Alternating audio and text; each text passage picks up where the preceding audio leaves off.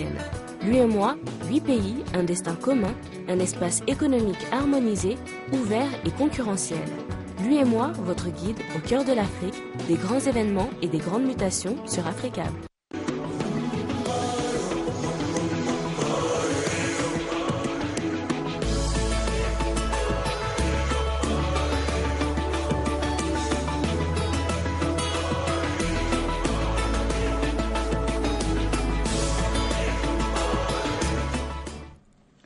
Mesdames, Messieurs, bonsoir. Bienvenue dans ce journal dont voici les titres. Simone Gbagbo enfin à la barre ce vendredi à Abidjan. L'ex-première dame de Côte d'Ivoire est jugée pour atteinte à la sûreté de l'État. Ses avocats se disent inquiets quant au caractère équitable du procès. Lutte contre Ebola, les dispositifs sanitaires s'en renforcent en Afrique de l'Ouest, même si l'on se félicite de la baisse du nombre de nouveaux cas. L'heure est plutôt à la vigilance. Et la guerre pour le contrôle du pétrole se poursuit en Libye. Hier, 22 soldats ont été tués par des milices islamistes à l'est du pays.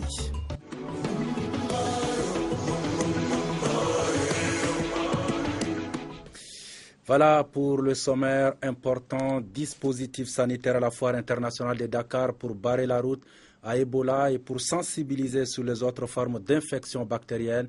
Mais les agents sanitaires se heurtent parfois à une certaine résistance. Lustina Sayan, Suleiman Anne, Antoumar avec notre bureau à Dakar. Comment barrer la route à Ebola? La foire internationale de Dakar, elle, a une solution. Installer des lavabos et imposer aux visiteurs de se laver les mains à l'entrée comme à la sortie. Ces mesures-là sont très importantes parce qu'il y a beaucoup de pays étrangers qui sont là au niveau du foire.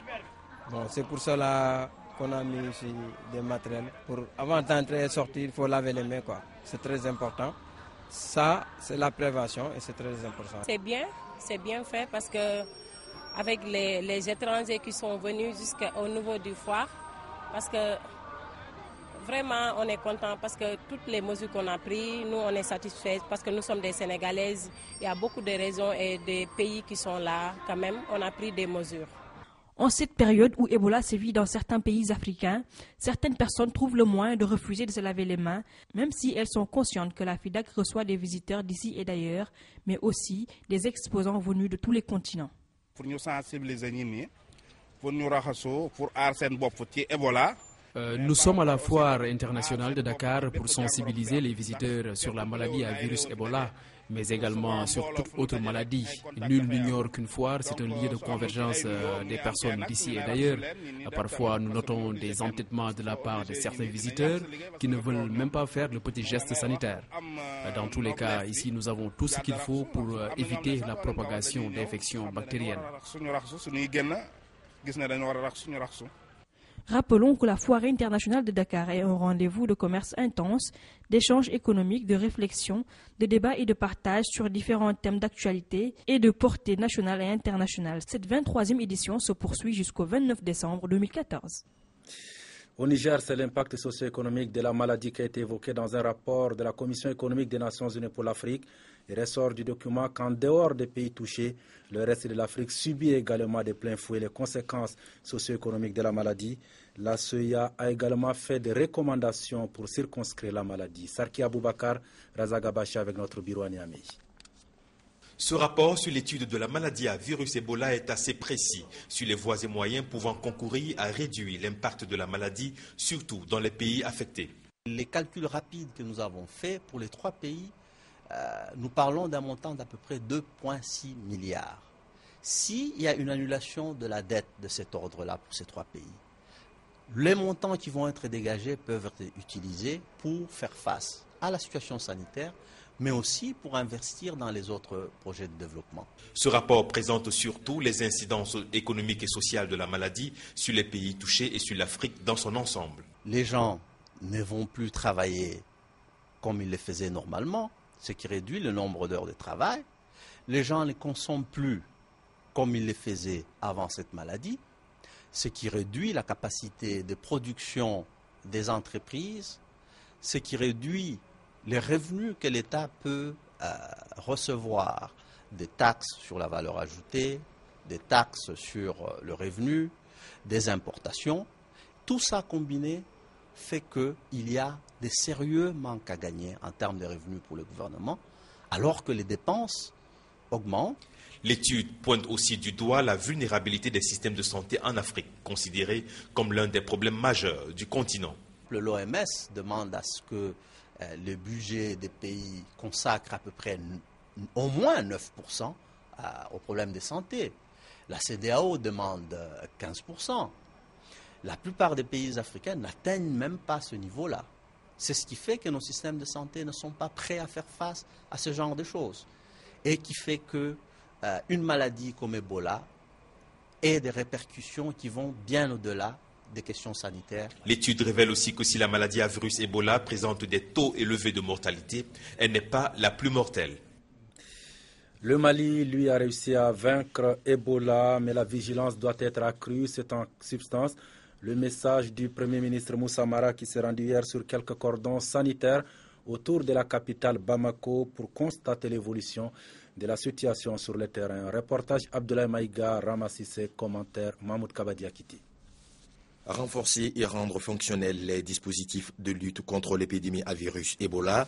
C'est dans cette optique que le chef du gouvernement malien a effectué une série de visites qu'il a conduit tour à tour au Centre national d'appui à la lutte contre la maladie, au site de Médecins sans frontières, en passant par la gare routière de Djikoroni, l'aéroport international de Bamako et autres.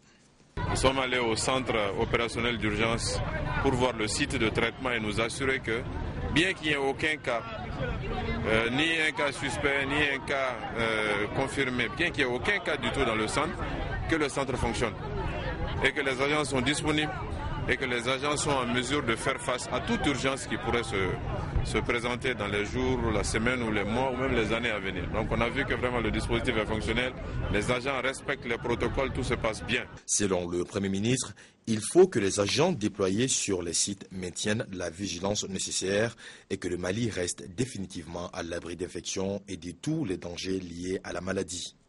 Il faut qu'on fasse en sorte que les grandes agglomérations comme Bamako soient vraiment sécurisées en termes d'accès et qu'il y ait des vérifications d'usage.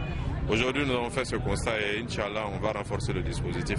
Et là où les cordons existent aussi des difficultés logistiques que nous avons identifiées, on fera en sorte que ces difficultés logistiques soient corrigées pour que le dispositif soit non seulement fonctionnel, mais qu'il puisse se renforcer de jour en jour. Certes, le Mali a peut-être gagné une bataille contre Ebola, puisqu'à la date d'aujourd'hui, le pays est totalement indemne de cas suspects, de cas contacts et de cas confirmés, mais la lutte est loin d'être terminée. Selon les autorités, il faudrait que chaque Malien puisse faire sa partition, où qu'il soit.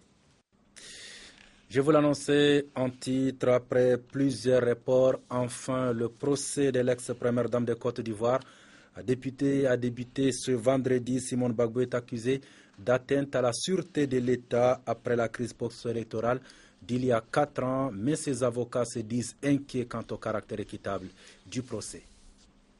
Sécurité renforcée ce vendredi autour du tribunal d'Abidjan pour un procès très attendu. Simone Gbagbo, l'accusée vedette, affiche un large sourire alors que ses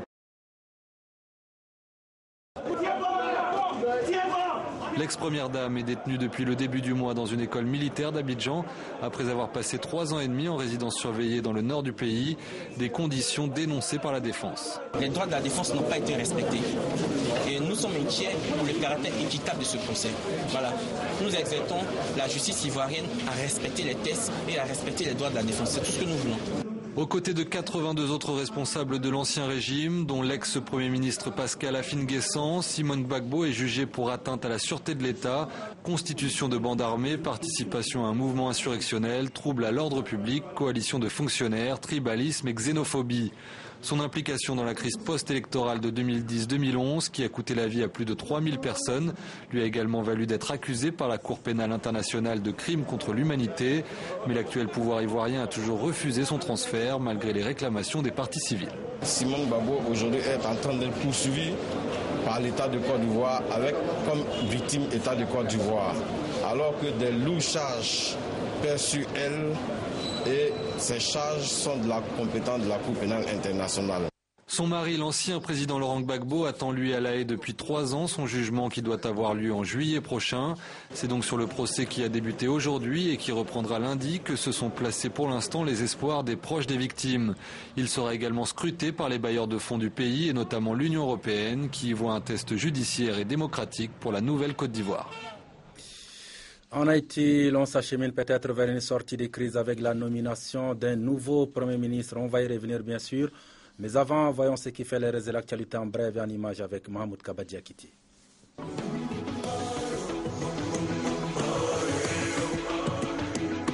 Le quartier général de l'Amisom a été la cible d'une attaque islamiste ce mercredi. Des hommes armés ont réussi à pénétrer dans l'enceinte ultra protégée de la force de l'Union africaine en Somalie, elle-même située à l'intérieur du périmètre très sécurisé de l'aéroport de la capitale. Un assaut revendiqué par les islamistes Chebab qui ont affirmé avoir tué plusieurs soldats de l'Union africaine.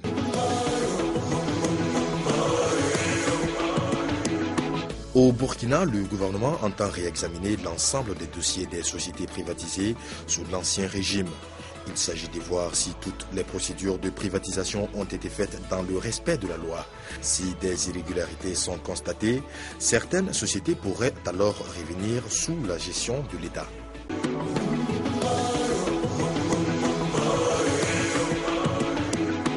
La Sierra Leone a annoncé mercredi avoir ordonné le confinement immédiat de toute la région nord du pays pour une durée de 5 jours afin d'enrayer la propagation du virus Ebola.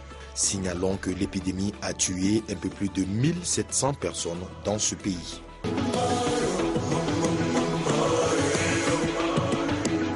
Les noms des 3 finalistes pour le titre de meilleur joueur africain 2014 ont été dévoilés. Ils ne sont plus que 3, à savoir Pierre-Emerick Aubameyang du Gabon, Vincent Eyama du Nigeria et sans surprise le triple tenant du titre, l'Ivoirien Yaya Touré. Le nom du lauréat sera révélé le 8 janvier 2015 à Lagos au Nigeria. Sortie de la crise politique en Haïti, je vous l'annonçais tout à l'heure avec la nomination d'un nouveau Premier ministre. Evans Paul remplace Laurent Lamotte, contraint à la démission sous la pression de la rue. Le Parlement va devoir maintenant ratifier cette nomination. Voici le nouveau visage de la primature haïtienne. Evans Paul, 59 ans, vient d'être nommé par le président Martelly pour former un nouveau gouvernement. Cet ancien journaliste est une figure bien connue de la politique haïtienne. Maire éphémère de Port-au-Prince en 1990, candidat malheureux à la présidence en 2006, Evans Paul est avant tout un opposant de Martelly qu'il n'a jamais hésité à critiquer. Ce geste d'ouverture du président vise à calmer la rue qui ne cesse de réclamer sa démission, malgré le départ du Premier ministre Laurent Lamotte mi-décembre. Depuis 3 ans, Haïti est englué dans une crise politique causée par l'absence d'élections. Mais pas sûr que l'arrivée d'Evans Paul suffise à calmer les esprits. Les protestataires appellent à de nouvelles manifestations dimanche, mardi et jeudi prochain à Port-au-Prince, avec toujours le même mot d'ordre, la démission immédiate de Michel Martelly. L'actualité, en bref encore, cette situation terrible maintenant en Malaisie, des inondations meurtrières, des pires depuis des décennies, au moins 5 morts, depuis 10 jours de pluies diluviennes s'abattent sur le pays, plus de 100 000 personnes ont été évacuées. La guerre pour le contrôle du pétrole en Libye, au moins 22 morts, tous des soldats et leurs meurtriers, appartiennent à la coalition Fazer Libya des miliciens islamistes qui veulent prendre le contrôle de plusieurs terminaux pétroliers à l'est du pays. Retour au Mali pour parler du lancement de la 7e édition de la Semaine de l'Enfant. C'était ce 25 décembre à la Cité des Enfants de Bamako. Cette année, la cérémonie était placée sous le signe de la paix, de la réconciliation nationale et de la lutte évidemment contre le virus Ebola. Diakadidia Tangara, Malik Mbaye, commentaire d'Ibrila Maïga. La cour de la Cité des Enfants était noire de monde ce jeudi 25 décembre. Il s'agit de la cérémonie de lancement des activités de la 7e édition de la Semaine nationale de l'enfant. Actualité oblige, l'événement de cette année était placé sous le signe de la paix, de la réconciliation nationale et de la lutte contre le virus Ebola. Comment éviter l'Ebola? Éviter de serrer les mains. Éviter de faire des accolades. Le séjour à la cité sera meublé par des séances de lecture, des activités sportives, des jeux concours, des projections de films, des sketchs, des spectacles, des excursions et visites guidées, des activités de formation sur l'éthique, le secourisme, le code de la route. Plusieurs membres du gouvernement étaient présents pour rehausser l'éclat de cette fête, dont le ministre de la Promotion de la Femme, de l'Enfant et de la Famille qui s'en est félicité. Je vous exhorte, vous qui venez de Kaï, de Koulikoro, de Sigasso, de Ségou, de Mopti, de Tombouctou, de Gao, de Kidal, de Bamako, à transmettre les enseignements que vous apporte ce grand regroupement juvénile à vos autres sœurs, frères et amis qui n'ont pas pu être là aujourd'hui.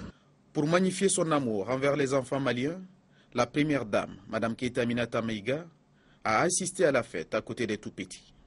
Chers enfants, vous êtes les futurs bâtisseurs de la nation. Vous pouvez changer beaucoup de choses. Je suis convaincu que vous sortirez de cette rencontre conscient de vos droits. Droit à la santé, droit à l'éducation, droit à la sécurité. Bien sûr, vous devez aussi comprendre que si vous avez des droits, vous avez aussi des devoirs. La cérémonie a pris fin par la remise de cadeaux offerts par le Père Noël pour marquer cette journée du 25 décembre. Voilà qui met fin donc à ce journal. Merci à vous de l'avoir suivi. Passez d'excellents moments à notre compagnie. À demain.